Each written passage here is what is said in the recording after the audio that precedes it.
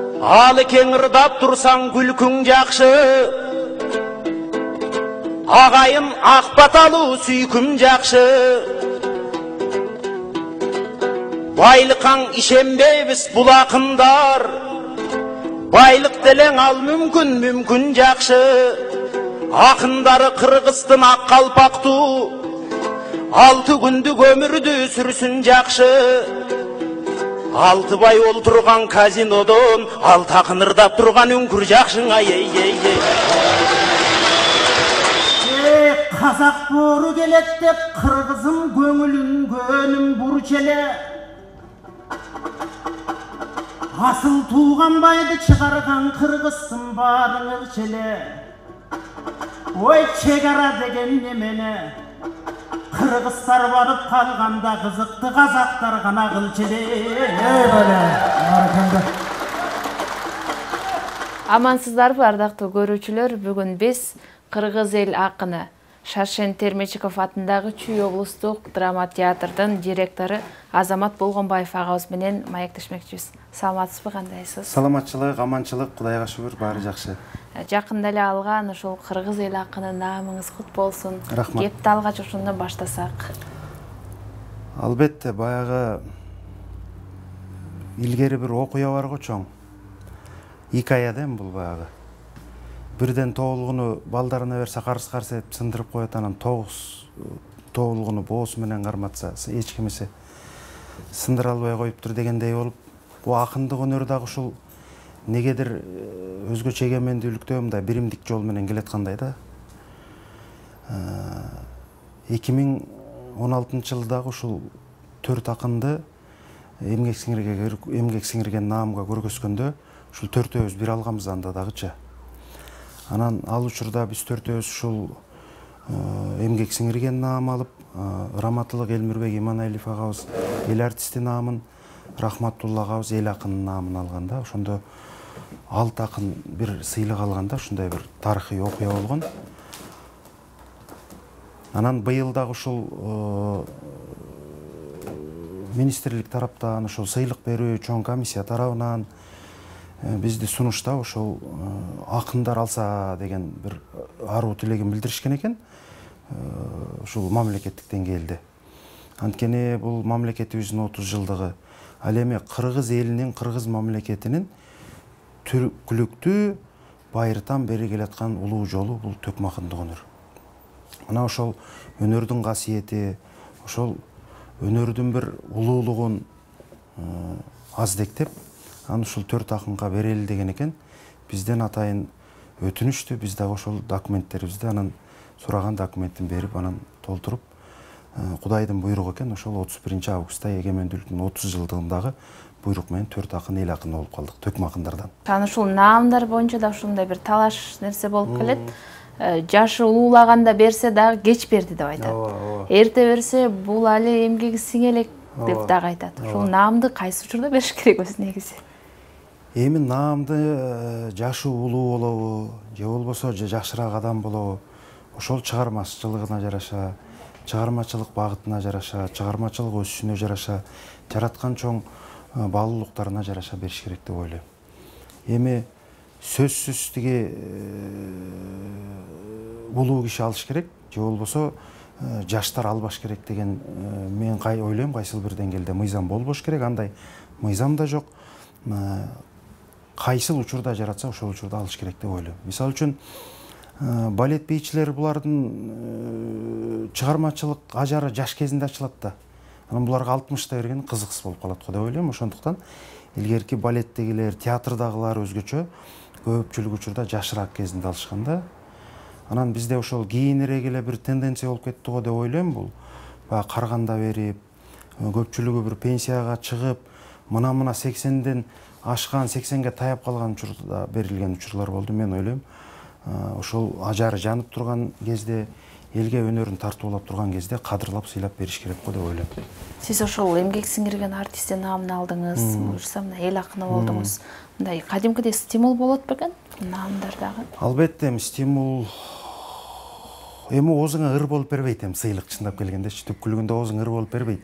Ал тиги Баягы мындай да, бул мамлекеттик мыйзам, мамлекеттик эреже, кайсыл бир деңгээлде ала аласың, жетесиң. Ал эми бул сыйлыгы жок акын, начар акында гана сыйлыгы бар акын эң мыктысы ушул дегенге жатпайт да. Анткени бул жүрөктөгү нерсе да, чыгармачылык да жүрөктөгү нерсе, жүрөктөн чыкканыңа жараша. Мисалы үчүн өткөндөгү казак кыргыз айтышына мисалы үчүн мен тандоодон өтпөй калдым мисалы үчүн да. Анан бүгүн азыр бир жерден такси менен келатсам, өз акындык түшүнгөн жигит экен, анан сурап калды, бул акын мындай болуп калды. Ой, бул деле спорт дейт, акындык чыксаң эле оозуңан ыр төгүлө бербейт айыма. Бирде табың айнып калган болот, бирде маанайыңа жараша болуп калат. Ошондуктан бул эми эргүүңө жараша. Бирок эми сыйлык албетте кубандырбай койбойт адамды. Кайсыл гана адам болбосун, өзүнчө шык дем берет, күч кубат берет. Дагы бир тереңдеп бир мурдагылардан калган өнөрдүн казынасын толтуруш үчүн дагы да бир нерселерди жаздырайын деп кайсыл бир деңгээлде шык күч кубат бербей койбойт, албетте берет. Бирок ошол эле учурда ал эми баягы эргүүң, ал өзүңдүн эргүүң, өзүңдүн чыгармаң, ал кайсыл учур болбосун, наамың болсо дагы, болбосо дагы жаралыш керек деп эсептейм. Жакшы, анан ошол ийгиликтин артынан ийгилик деп ошол мына театрга да жетекчи болдуңуз. Ушул театрдагы иштер негизи жеке иштер менен иштедик да, көбүнчө коомдук башталыштагы иштер менен болдук да, чындап келгенде.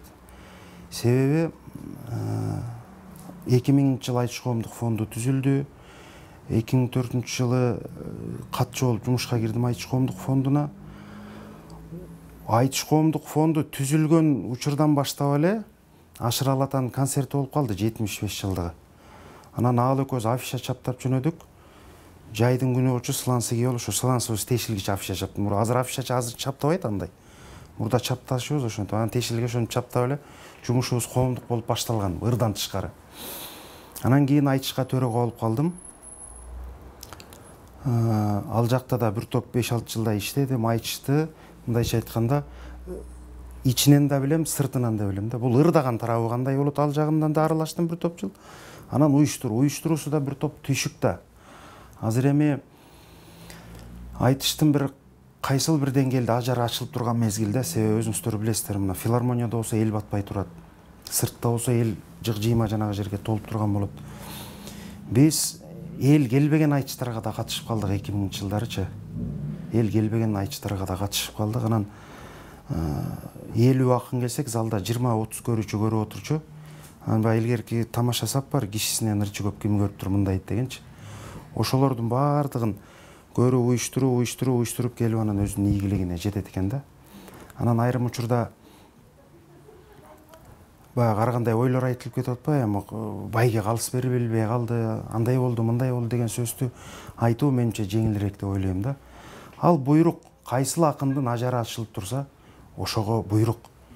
Анан акыры кыргыздын баласы алып атат да, байгени айырды башка бирөө келип алган жок. Акыры ушу бир кыргыздын баласы алат, кыргыздын баласы жеңет. Ошондуктан бири-бирибизге сүйүнүшүбүз керек, бири-бирибизге. Элде мындай бир ой бар, бул да стереотип болуп калды. Акындар силер тиги байгени тиги очередь менен алат экенсиңер да. Ой, ким эле тиги катар-катар байге алгысы келбесин, баары эле алгысы келет. Болгону бирөөнүн ыры бирөөндө жакшы болот, бирөөнүн ыры бирөөндө жакшы болот. Мына Кудайга шүгүр. Көзү көрүнүп алдыңкы сапка чыгып калган акындардын баары бир 2-3 сыйрадан башпай калды, Кудайга шүгүр. Бул бир чети материалдык жагында чыңдап атат да Айтыш акындарыначы. Анан Айтыш акындары ошого жараша, мындайча айтканда, материалдык турмушундагы бир аз бекемдөө болуп атат да. Акындар ручка сатып калган заман болгон 2000-жылдарычы. Мына ошол нерсе кантип өсөт, ошол жер ынтымак болсо, ошол жер бир ынтымакта иш алып барса, ошол жер ырашкерлик менен жумуш алып барса, ал турмуштагы майда чүйдө боло берет. Эми бир үйдөгү абысындар деле урушуп кетет да. Ансыңардай ал майда чүйдө талаш тартыш боло берет. Бирок ошолордун баарына көз жумуп коюп, дайранын суусу алдынан кандай тоскоолдук чыкпасын агат да. Мына ошо Айтыш фонду мен ошол дайра сыяктуу элестетем да. Анан ошол дайра агып кете берет. Ал анча-мынча нерселер кала берет. Өйдө төмөн нерселерчи. Негизги иштин түпкүлүгү, иштин максаты кенен болсо, анан ошондо гана иш жакшы жүрөт деп ойлойм. Ошондуктан Айтышта бир топ жыл иштедим, андан кийин филармонияда 5-6 жыл иштеп, андан кийин бош болуп калдым атайын жумуштан. Анан бул Чүй театрынын директори ал кезде Ороз Айдаров деген байке, бул киши өзү театралдык окуу жайды бүткөн, театралдык билими бар, анан көп жыл башкарган. Анан өзү сунуштап калды. Мен ушул чыгармачылык жагына өтөт элем. Мүмкүн болсо ушул театрга келбейсиң деп сунуш берип калды. Анан ойлонолу деп бир топ ойлондук. Анан өзүм да ойлодум, эми түпкүлүгү мисалы үчүн акындык өнөр болобу, манасчылык өнөр болобу, же биздин могу таанышып кийин таанышкан классикалык жанрдагы өнөрлөр болобу. Театр деле азыркы театрдын стандарты менен кийин эле тааныштык да биз деле, туурабы? Биздин театрыбыз манас болчу, биздин театрыбыз илгерки Токтогул атабызга окшогон акындар болгон, Жеңи Жок атабызга окшогон акындар болгон да театр биздин. Ал эми түпкүлүгүндө өнөр да баягы. Түпкүлүгү өнөр. Бир адам чыгыш керек, сахнада өнөрүн көргөзүш керек. Эми бул дагы өнөр да. Мен дагы ушул колуман келишинче ушул жумушка аракет кылып көрөйүн. Бул театрдын имараты жок экен. Министр да өзү айтып калды, чогуу иштешип, чогуу аракет кылып ушул жерди бир имараттуу кылып, калган чыгармачылыгын коюп ушинтели деп сунуш берип калды. Анан баш толгоп кеткен жокмун. Баягы чыгармачылык жолдун дагы бир өңүтү. Ал тамашалап күлдү замандаштарыбыз, чыгармачыл акындар. Баягы актерский мастерство деп коет, эми ал баардык эле чыгармачыл адамга керек да, мүмкүн ошону дагы үйрөнүп алсаң, сен айтышыңа да зыян тийбейт да. Анан бир эсе ушул театр тармагына дагы колуман келишинче бир аракетин жумшайын деп анан макул болдум.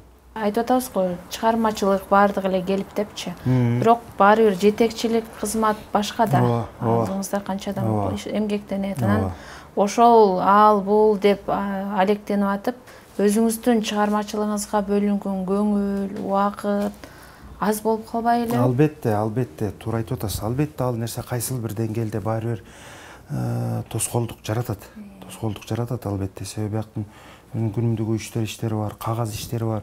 Бизде көпчүлүк учурда ошол өкмөттүк жумуштарда кагаз иштери көбүрөөк роль ойнойт да, себеби деген баардык нерсе кагаз аркылуу жүрөт.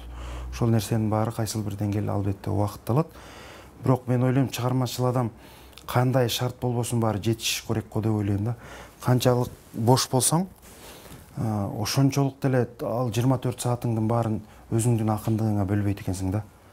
Баары бир башка жумуштар чыга берет. Ошондуктан театрдын да жумушун өзүмдүн акындык өнөрүмдү алып кеткенге аракет кылайын деп колдон келишинче убакытты баягы тыкыр так бөлгөнгө аракет кылып атам деп ойлойм. Анткени албетте зыяны тийбей койбойт. Толук зыяны тийбей койбойт. Кайсыл бир деңгээлде баягыдай кенен боло албайсың да акындык өнөргө. Ошондуктан эми бул акындык өнөр Кудайдын берген өнөрү, аны четке кайып коюу мүмкүн эмес. Себеби акындык өнөр үйрөнүп ала турган да өнөр эмес. Ошондуктан четке кайып коюу мүмкүн эмес. Бирок театрга ушул биз айтышта Дегил Айтыш коомдук фонду 3-4 тармакта иш алып барчыбыз да. Бул кино, бул адабият. Анан ошондо биз ушул театр тармагына да бир чоң долбоорлорду кылалы деп баштаганбыз. Бирок ал нерсебиз тилекке каршы ошол ар кандай себептер менен ишке ашпай калды. Анткени Садык агабыз дагы азыр элчи болуп кетти. Анан буга чейинки башталган иштерибиз ал улана берет, өз жолуна түшүп калган. Анан жок дегенде ушул биз бирден болсо дагы аракетибизди кылып ушул театр тармагына колубуздан келишинче салым кошуп көрөлү деп башталган иш эле да. Ошо мамлекеттик кызматка барган адамдар чектелип калат депчи. Кандай экен? Эми албетте ал нерсе бар, туура.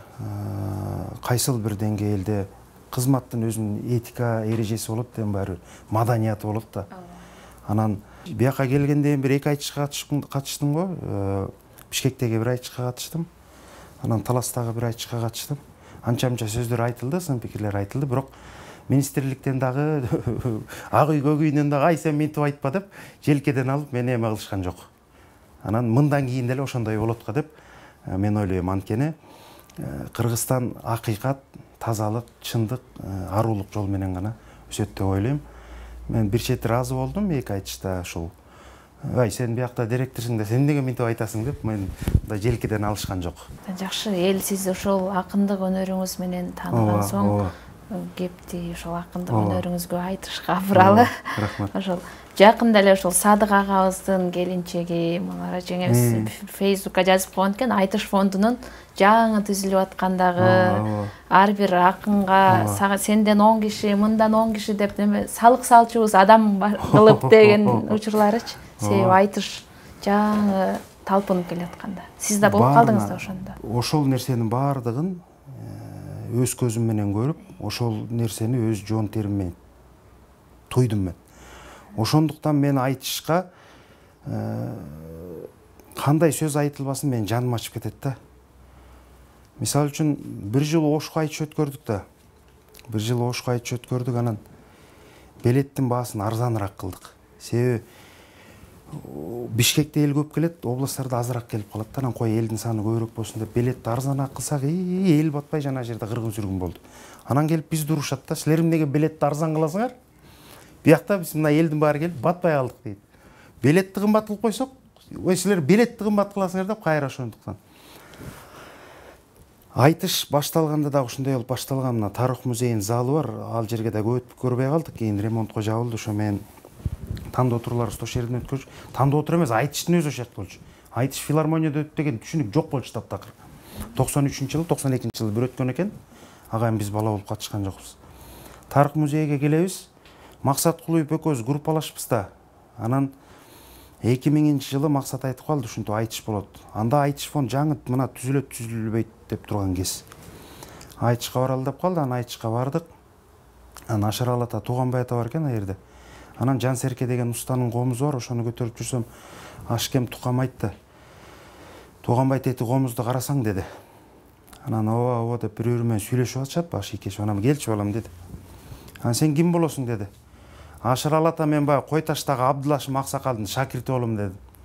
Сен жакшы Абдылашым шакирти болосуң деди. Ооба. Каякта окуйсуң деди. Бер Искусство институтунда окуйм, 1-курста десем. Себеби андан мурун Замирбай агай акындар жана манасчылар да ассоциация түзүп, анан жерлердеги бүт устаттарды шакирт тарбиялагыла деп өстүрүшкөн да баарын.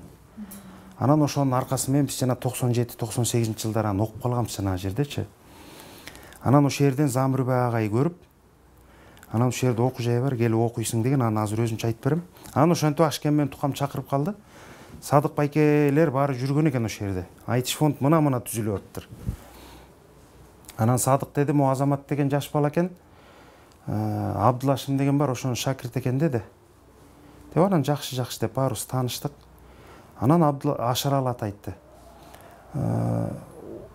Айдын 10-у 20-сы анан айдын эң акыркы күнү чогулат да, азыр деле ошондой 20 жылдан бери. Ушул жерде сабак болот, ушул жака кел деди. Анан Максат экөөбүз чыгып алып анан ээрчишип жөнөдүк жана жерге. Барсак көрсө Айтыш фонд түзүлүп атыптыр. Айтыш фонд түзүлүп атыптыр дагы, бирок Айтыш өткөрө элек экен, таптакыр Айтыш өткөрө элек экен. Жаңы түзүлүп, акындар жаңы бириги уюшуп аткан экен.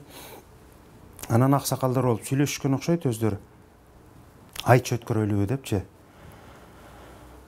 Себеби жана уюштуруу иштеринин эми түйшүгү көп да, кантип өткөрөт, аны кандай болот деп, ошону баягы биринчи варианты кылып өткөргөн атышыптыр. 8 акын катыша турган кылыпчы.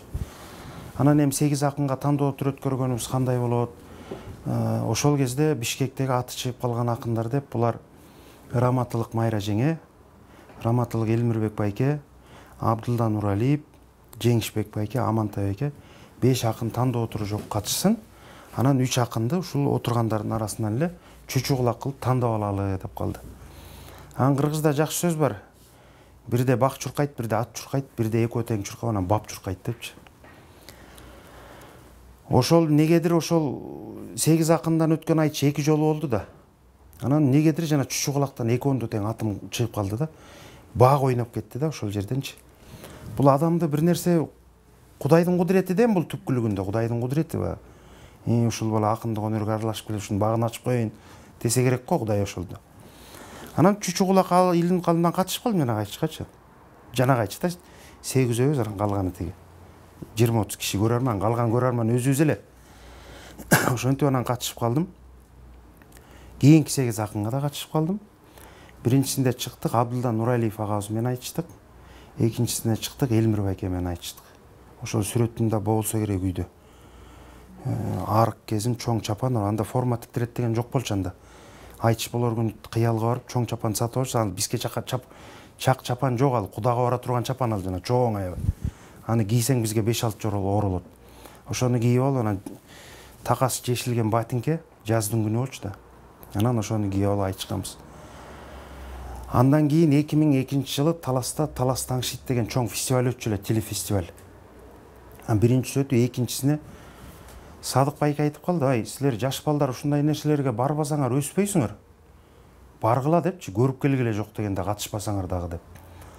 Анан кой, мындайга барыш керек турбай деп, мен Бишкектен алыс эч жака чыгып көргөн эмесмин да. Анан кой деп түнкү автобуска эжем салып ийди мени. Эртең менен таңда Таласка жеттим. Таласка өмүрү биринчи жолу баратсам. Агесте Казакстан аркылуу өтүшсүң, жолдон текшерген аркы беркисинин баары бар. Анан Таластын автовокзалынын жанынан түшсөк эле Талас Таңшит фестивалине кош келиңиздер жазып, ошо жазуу менен издеп жөнөдүм, анан Ордого бардым. Анан кыскасы ошентип барып жүрсөм, Раматылык Балбай агай жолугуп калды ошо кездечи. Эми биз айтышка катышып бирин-экин таанып калган аксакалдар бизди. Жаш бала болсок дагы.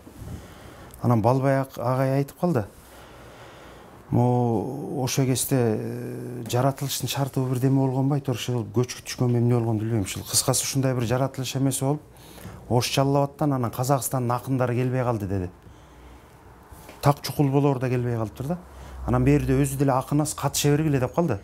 Аерден анан катышып калдык. Байгеси ал кезде байге бир 5.000 сомбу, 10.000 сом эле коюлчу ал кезде. Баш байге алгандар бир 5.000 сом алат. Азыр эми кээде 500.000ге чейин алып атпайбы? Анан байгеден мурун кызыкчылыгыбыз айтышка катышуу да. Анан ошентип ал айтышка катышып калдык. Анан Раматылык Болот Шер агабыз айтышка дагы байге кошуп берип, айтор жанагы жерде бардык жанрлардан айтыштын байгеси аябай көп болуп калды. Көбөйө түштү кадыресе. Анан ошентип орун барыбызга жетип калды. Айтор кыскасы мен ошо 3-чү орун беле ушундай деген диплом беришти. Жана дипломду кучактап келатам. Кыскасы айтайын дегеним, жанагы 3 айтышка баг ойноп катышып калдым да.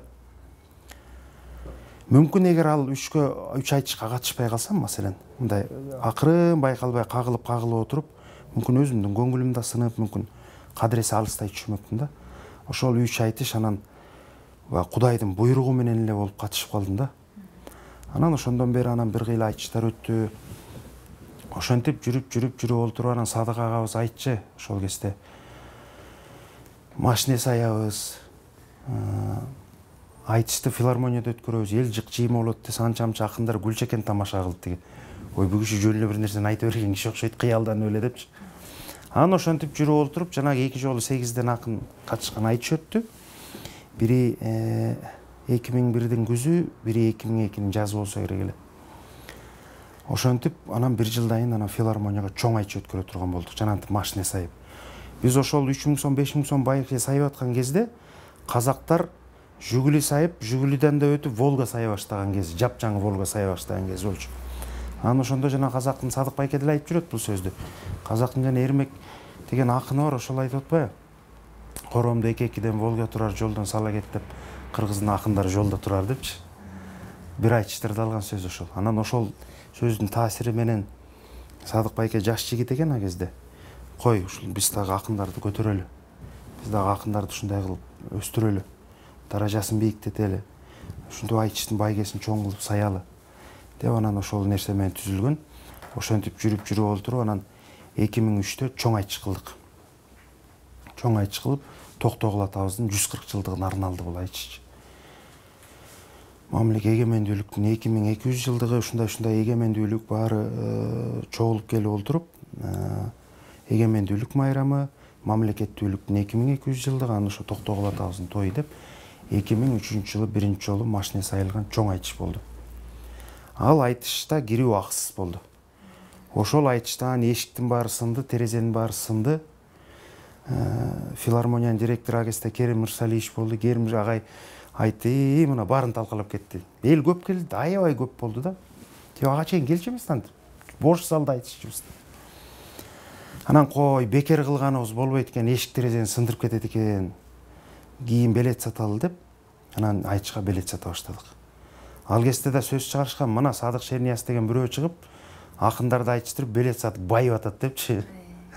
Анан ошондогу биринчи билетибиз 25 сом беле 50 сом беле ушундай болгон. Азыр Кыргызстандагы эң арзан билет сатылган, бул концертке сатылган билет айтыштыкы менимче да.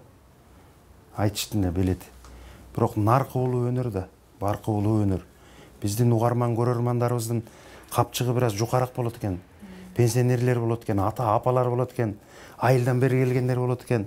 Анан ошондуктан биздин билеттерибизди көпчүлүк учурда баягы социалдык биздин элдин эмесине карап арзаныраак коебуз көпчүлүк учурда. Ошондуктан биздин айтыштарды эл сүйүп көрөт го деп ойлойм. Ошо билет дегенден айтпасам болбойт. Кечеги кыргыз казак. Аны мен окудум, мен ошого да жооп берейин деп жүрдүм эле. Мен ошондо улуу эле апалардан уктум да мен сактын эмеденчи, залданчы. Биз ушундай сатып алдык деп картаң апалар экен да, пенсионер. Анан чында ошол жагындагы бир жөнгө салса. Бул жөнгө салынбайт. Муну милиция да жөнгө сала албайт. Билбейм, эми аларды апарып эле камап койбосо жөнгө салынбайт бул. Маселен экөөбүз айтыш өткөрөбүз да. Айтыш өткөрөбүз, билет сатабыз. Билетти сен сатасың мына кой. Тигилерде ушинтип кетет экен депчи. Эртең мен келем, сенден 10 билет сатып алам, мен перекупчиктин да маселени. Сен мен сатпайм 10 билет деп айтпайсың, бейтааныш киши келсе туура. Бул жигит келсе, мен 20 билет алат элем, туугандарым менен барам десе, ошентип келип 5тен 10дон алып олтуруп, анан жана алып сатарлар сатып алат бул билеттичи. Каяктан болбосун, кимден болбосун. Акыры билет бир жерден сатылыш керек да. Ошондуктан бул маселе азырынча чечилбейт. Кыйын бул. Аябай чечилсе, дайыма айтышта ушундай болот. Өзгөчө казак кыргызда биз билетти 200 сомдон сатсак, эшикте билет 1000 сомдон сатылат. Буда деле мына билет 1,5 сомго чейин чыгыптыр деп атат. Бул маселе азыр чечилбейт. Анан жана чапан десеңиз, улам эске келип атат. Гүлзат Байзакова эжебиз айтты эле. Филармонияда костюмер болуп иштечү эле, Азамат анда жаш жигит. Баягы чапан бериңиз деп келди депчи. Анан азыр бербей койсом эртең чоң акын болуп кетсең өмүр бой айтып жүрөсүң деп бергем депчи. Айтышка жаңы катышып атам. Формат тиктиребиз дегенди билбейбиз а кезде. Формат тиктирделе аны кыз келиндер эле бир анча мынчасы тиктирип кийбесе, билбейм, биз акын манасчылар ошо даяр чапан деле кийчүбүз да. Анан айтышка чыга турган болуп калдым. Жана 8 акын катышкан айтыштардын бирөө болсо керек менимче, 2000-жылдагы айтыштар. Анан эжем тааныйт экен Гүлзат эжени. Анан Гүлзат эжеге бардык, ушинтип чапан алып бериңиз десек, анан чапан калпагын алып берди. Ошол чапан менимче Бакыт Шатенттин чапаны калпагы болсо керек эле. Себеби ансамблдин чапаны далчы. Ооба, Камбаркандыкы. Камбаркандыкы да. Анан анын ээси бар да аякта бөтүгү.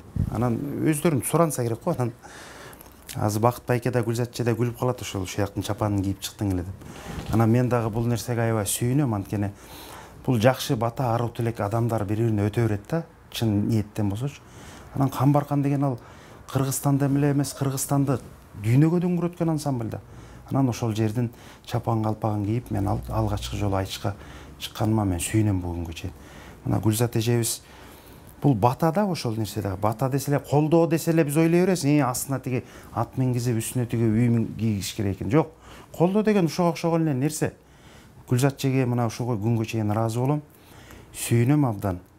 Көрсө бул да бата экен ошол кездегичи. Мына ушул жолго салган. Кудайга шүгүр, канча айтышка катыштык, канча аксакалдардын батасын алдык, элдин батасын алдык. Биз Элмир байке экөөбүз мына туп-туура 20 жыл өмүрүнүн акырына чейин тааныш болуппуз да. 20 жыл, ровно 20 жыл.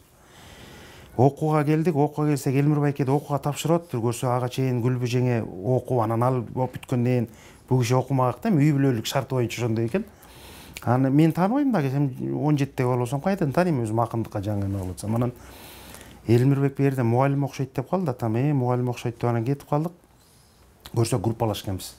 Анан бир группага окуп анан чогуу бүттүк. Анан ошол Насыр агайдан сабак алып, анан Элмир байке көз ошо Камбаркан дирижировать этип бүткөнбүз, видеобуз да бар үйдөчү. Анан бул нерсе да чоң тарых экен. Анан ошо менен окууну бүткөн атабыз 2004-жыл. 4 жылдык болчу анда окуу жай.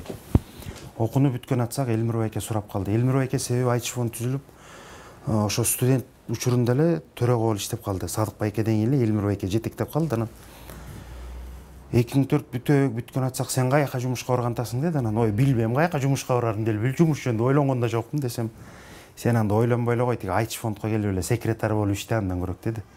Анан макул, Кудай жалгасын деп бардык. Баягы тагдырдын чоң нерсеси да бул дагы. Сен деген окууну бүткөндөн кийин жумуш иштейт деген бул чоң түйшүк да чындап келгенде. Анан ушул айтыш фондунун аркасы менен жашоодогу түйшүм да жеңилирээк болуп кетти да. Жумушка да кирип кеттим. Анткени ал өзүбүз каалаган жумуш да. Ырыбыз да ошол жакта, жумушубуз да ошол жакта. Анан ошентип айтыш фондко иштеп калдым. Андан аг киши ошентип жүрүп аг киши өкүл ата да болуп калды. Ошо менен ар кандай түркүн форматта иштештик да. Курдаш да болдук, өкүл ата да болду, устатым да болду. Анан шефим да болду жумушта айтыш фонд иштеп жүргөндө. Анан ошондой нерселердин баардыгы акындык өнөргө сүйрөп кетти. Мен акындарга аябай тамашалап калам, бирөөңөр Эшмамбеттин тукумусуңар, жээнисиңер, бирөөңөр тиги Арстанбектин тукумусуңар, бирөөңөр Алымкул Эстебестин айылдашысыңар, бирөөңөр тиги Барпындын айылынан келгенсиңер. Мен могу жерден эле түшө калгам 5 орустун арасынан. Силер мага рахмат айткыла, ошо силер менен кошо жарышып айтышып жүргөнүмө. Ушул улуу өнөрдү аркалап. Мен андай деле чоң эмем жок болчу. Бала кезде силерге окшоп 5-класста райондук гезитке жазган эмесминдир. Акындын табияты ошондой, тагдыры ошондой да. 5-классында райондук гезитке жазган, 6-классында облустук гезитке чыккан дегенде. Мен таптакыр жазган эмесминдир. Мен Абдылашым атам эле башка көзгө койгула эле бир 5-6 сабырды үйрөтүп жөнөтүйгөн болду. Рахмат айткыла мага. Силер менен айтышып жүргөнүмө кошо жанталашып. Тиги кошо байге талашып десе мага күлүп калышат. Айтып коетмесизби, ийгиликтүү эркектин аркасында акылдуу акылман аял турат депчи. Келинчегиңиз тууралуу, үйүңүз тууралуу. Келинчегим Жайнагүл, аты Жайнагүл, улуттук консерваторияны бүткөн. Чындап келгенде келинчегим жаман ырдабайт. Бир канча комуз менен ырдаган кыздар бар, мен эстрада жанрын айтпай эле коеюн. Бир канча комуз менен ырдаган кыздар бар, Кудайга шүгүр. Ырдаса ошолордун алдыңкы сабында катарында ырдайт, чындап келгенде. Баягы чыгармачыл көз караш менен караганда, бирок баягы 4 балалуу болдук, андан бери 12 жыл болду үйлөнгөнүбүзгө. 4 балалуу болдук, баланын өзүнүн түйшүгү болот, үйдүн өзүнүн түйшүгү болот дегенде, анан ошол бир аз балдар торолгуча деп, ал киши ырдабай үйдө болуп атат. Анан Кудай буйрса бир мезгили келгенде, Кудай буйрса ырдап чыгат го деген ойдомун. Жакшы, бар болуңуз. Рахмат. Чоң рахмат сизге. Чыгармачылык ийгилик каалайбыз. Урматтуу көрүүчүлөр, ушуну менен бүгүнкү маегибиз соңуна чыктык. Кийинки берүүлөрдө амандашканча аман туруңуздар.